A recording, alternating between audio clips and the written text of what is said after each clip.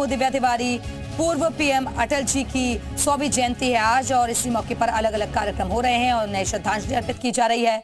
राष्ट्रपति द्रौपदी मुर्मू को तस्वीरों में आप देख रहे हैं। उपराष्ट्रपति जगदीप धनखड़ भी यहां मौजूद हैं। दिल्ली की तस्वीरें आपको दिखा रहे हैं। आज पूरा देश अटल जी को याद कर रहा है, श्रद्धांजलि अर्पित की जा रही है।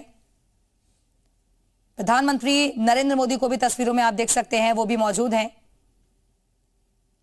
सुशासन दिवस के तौर पर बीजेपी आज के दिन को मना रही है। अटल स्मारक पर श्रद्धांजलि दी जा रही है।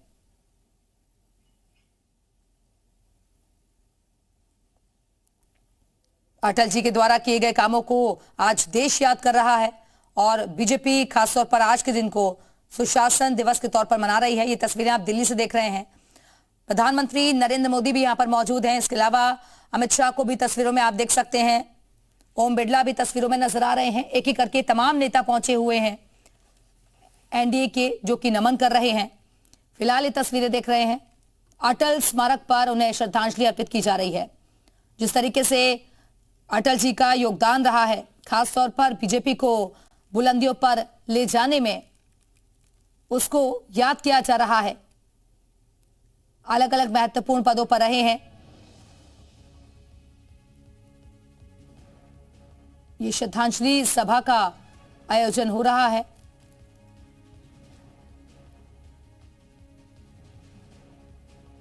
एक एक करके तमाम नेता पहुंच रहे हैं।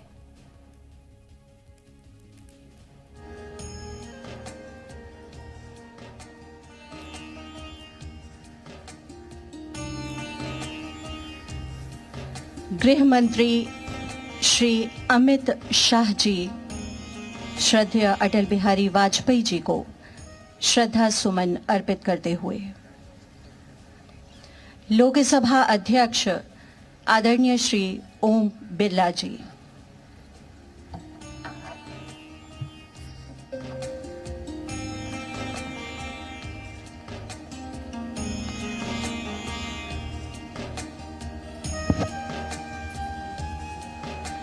आंध्र प्रदेश के मुख्यमंत्री आदरणीय श्री चंद्रबाबू नायडू जी,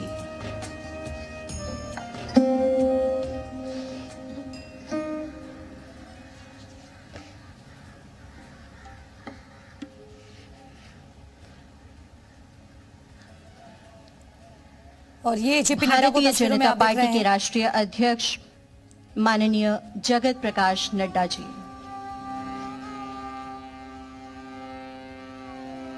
शास्त्रीय वाद्य वृंद सुश्री ज्योति चौधरी जी द्वारा नल तरंग वाद्य का प्रस्तुतिकरण एवं स्वरांजलि, चंचल हेमती मोरी, वैष्णव जन और रघुपति राघव राजा राम की धुन पर स्वरांजलि।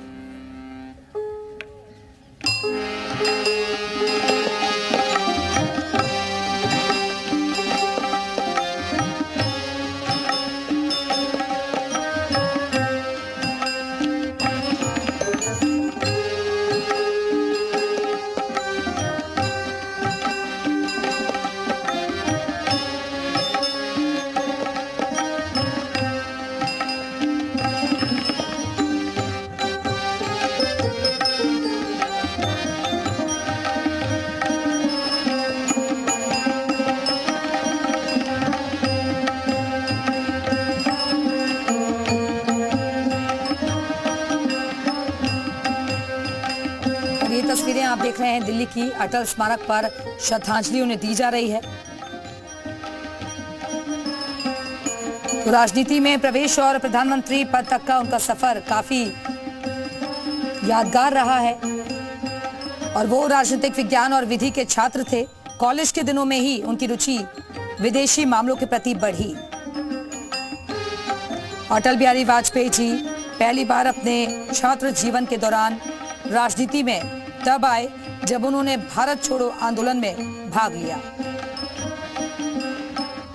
साल 1951 में भारतीय जनसंघ में शामिल होने के बाद उन्होंने पत्रकारिता छोड़ दी और एक उदार चेहरे के रूप में भाजपा में अटल जी की पहचान थी।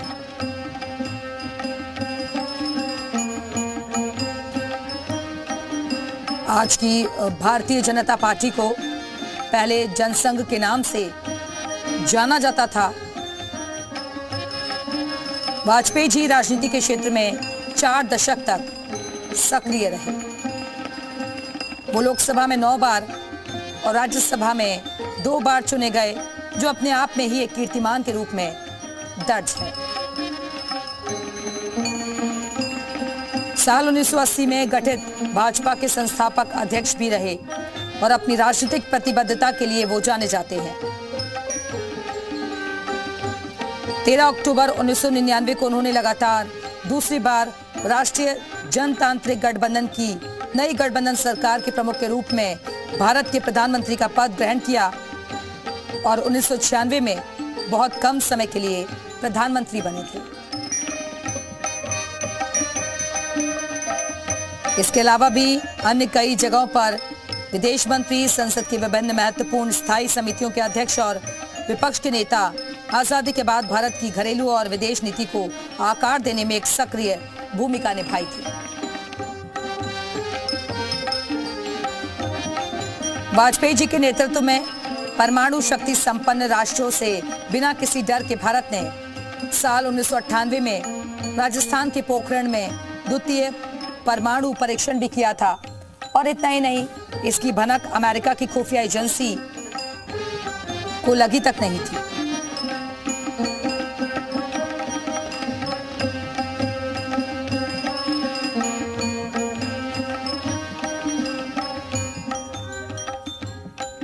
तो मुख्यमंत्री योगी आदित्यनाथ और उत्तराखंड के मुख्यमंत्री पुष्कर सिंह धामी ने उन्हें श्रद्धांजलि अर्पित की है।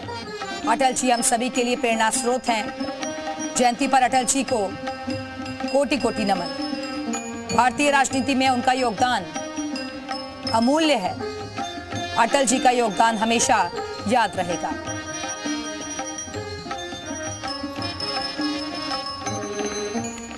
तो अटल जी की आज 100वीं जयंती है और अटल जी को राजनीति का अजात शत्रु कहा जाता है। वो शानदार वक्ता, पत्रकार के साथ कवि भी थे और उनकी जयंती पर उनकी कविताओं के जरिए उन्हें याद करते हैं।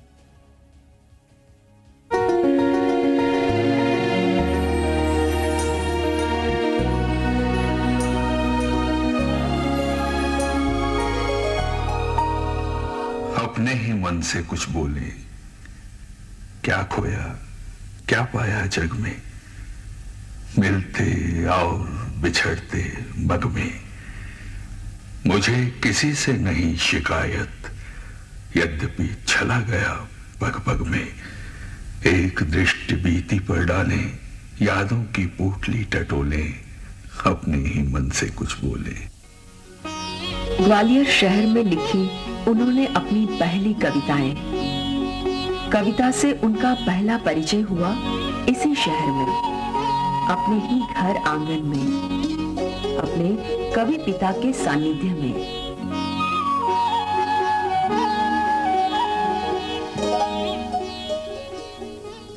10th क्लास में मैं था जब मैंने वो कविता लिखी। बच्चन जी भी ग्वालियर आते थे। मधुबाला के अलावा उनकी रचनाएं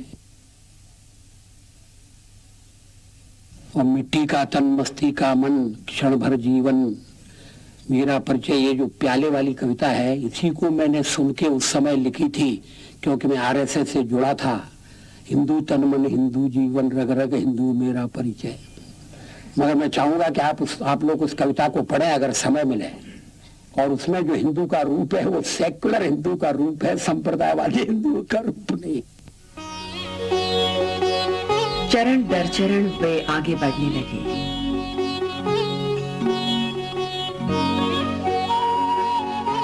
सीढ़ी दर सीढ़ी एक विशिष्ट जीवन दर्शन आकार लेने लगा।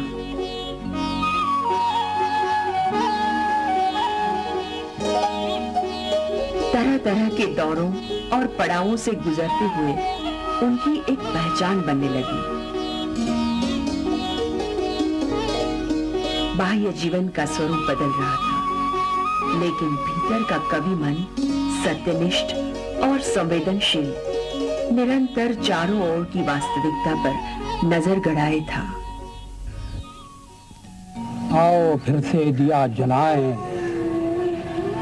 भरी दोपहरी में अंधियारा, सूरज परछाई से हारा। अंतर तम का नेह निचोड़े, बुझी हुई बाती सुलगाएं, आओ फिर से दिया जलाएं। हम पड़ाव को समझे मंजिल, हम पड़ाव को समझे मंजिल, लक्ष्य हुआ आंखों से ओझल। वर्तमान के मोह पाश में आने वाला कल न भुलाएं, आओ फिर से दिया जलाएं। आहुति बाकी यज्ञ अधूरा, आहुति बाकी यज्ञ अधूरा, अपनों के विघ्नों ने घेरा। अंतिम जय का वज्र बनाने, नवदधीच हड्डियां गलाएं, आओ फिर से दिया जलाएं, आओ फिर से। मेरा कविता लेखन उस जमाने में हुआ जब देश स्वतंत्रता के लिए अंग्रेजों के विरुद्ध जूझ रहा था। एक और क्रांतिकारी हथियार लेकर वंदे मातरम का नारा लगाते हुए फांसी के तख्ते पर चढ़ रहे थे। काला पानी की कठोर यातनाएं भुगत रहे थे और दूसरी ओर कांग्रेस के नेतृत्व में शांतिपूर्ण तरीके से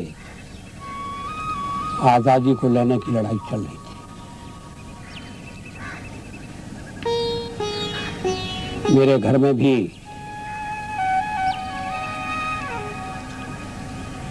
राष्ट्रीयता से परिपूर्ण वातावरण था। पराधीन सपने सुखनाई, ये गोस्वामी तुलसीदास जी की चौपाई मेरी माँ बार बार दोहराती थी। कवि सम्मेलनों में राष्ट्रीयता से भरी हुई ओजपूर्ण कविताएं बड़े आदर से और आत्मीयता से सुनी जाती थी। तो लड़कपन से ही मानव स्वतंत्रता की प्राप्ति ये जीवन का सबसे बड़ा ध्येय बन गया। ये भावना काव्य में भी प्रकट हुई। वीर रस की रचनाओं को लोग पसंद करते थे। धीरे धीरे मैं कवि सम्मेलनों में लोकप्रिय होने लगा। सचमुच में वे दिन बड़े अच्छे थे जब सारा देश राष्ट्रीयता के प्रवाह में बह रहा था। जो स्वतंत्रता के युद्ध में भाग नहीं ले सकते थे वो भी परमेश्वर से प्रार्थना करते थे कि देश आजाद हो। जो जेल नहीं जा सकते थे वो जेल जाने वालों की मदद करते थे। परिपूर्ण वातावरण जैसे एक अग्निमय वातावरण हो गया था। मेरे कवि मन पर उसका प्रभाव पड़ना स्वाभाविक। अपनी माटी के रंग रंगने लगे, संस्कृति संस्कार गढ़ने लगे कवि मन को। हम अपने को एक ऐसे संक्रमण काल में पाते हैं जहां तय नहीं कर पा रहे हैं कि हम किधर जाएं, और इसमें जो अच्छा साहित्य है वो हमारा साथ देता है। पेड़ के ऊपर चढ़ा आदमी ऊंचा दिखाई देता है, जड़ में खड़ा आदमी नीचा दिखाई देता है। आदमी ना ऊंचा होता है ना नीचा होता है, न बड़ा होता है न छोटा होता है। आदमी सिर्फ आदमी होता है। कविताएं अधिकांश समय सापेक्ष हैं, परिस्थिति सापेक्ष हैं, किंतु तात्कालिक परिस्थिति से ऊपर उठाकर मैंने उन्हें ले जाने की हमेशा कोशिश की है। तो वे समसामयिक होते हुए भी और दीर्घजीवी हो सकती है। ये उन दिनों की बात है जब 1979 में जनता पार्टी टूट गई थी।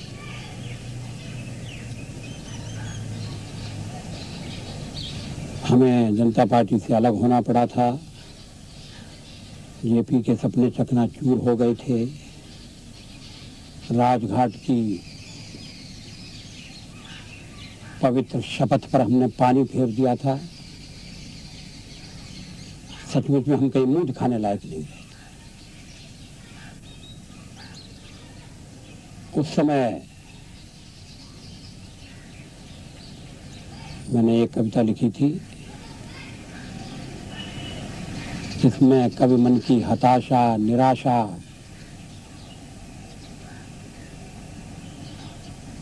खुलकर प्रकट हुई है। कवि के लिए इससे बड़ा अभिशाप और क्या हो सकता है कि वो कविता कहने से इनकार करती। तो उस समय मैंने लिखा था कि गीत नहीं गाता, गीत नहीं गाता हूं, बेनकाब चेहरे हैं, दाग बड़े गहरे हैं, टूटता तिलस्म आज सच से भय खाता हूं, गीत नहीं गाता। लगी कुछ ऐसी नजर, बिखरा शीशे सा शहर, अपनों के मेले में मीत नहीं पाता, गीत नहीं गाता, गीत नहीं गाता, गीत नहीं गाता।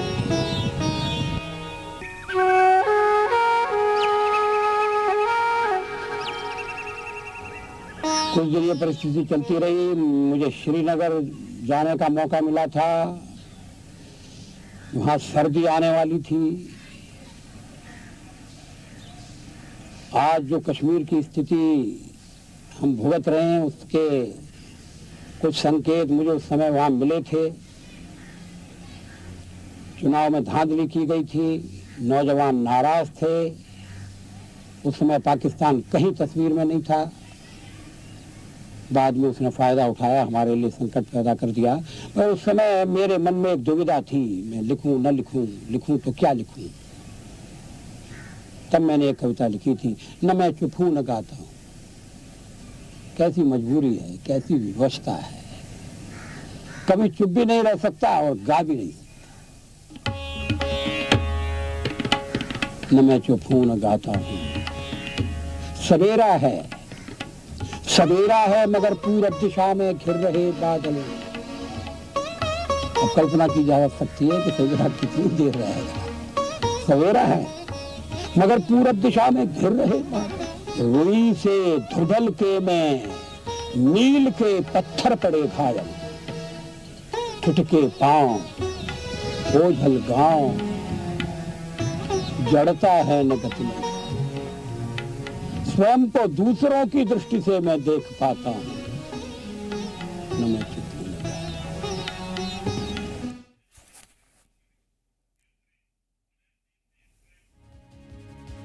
और अब आइए आगे आपको दिखाते हैं 3 मिनट में 30 बड़ी खबर।